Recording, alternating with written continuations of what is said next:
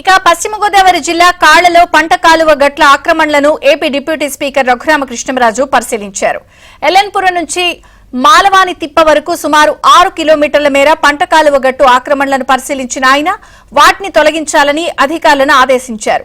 పంట కాలువల్ని ఆక్రమించుకున్న వారితోనే ఆక్రమణలను తొలగించాలని రఘురామ చెప్పారు. అన్ని గ్రామాలకు స్వచ్ఛమైన తాగు సాగునీరు అందించాలి అనే లక్ష్యంతో పనిచేస్తున్నామని తెలిపారు.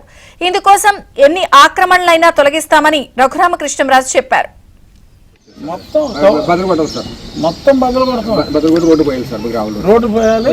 ఎవడెవడైతే రోడ్డు ఆక్రమించాడో వాళ్ళకే పెనాల్టీ. అది 8 మీటర్లు ఉందంట.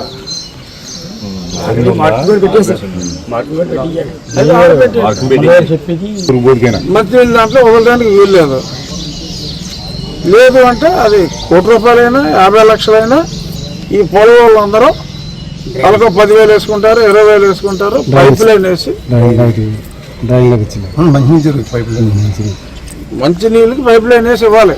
ఇది ఇప్పుడు ఇది చివరిలో ఉంది కాబట్టి మామూలుగా అయితే కుదరదు.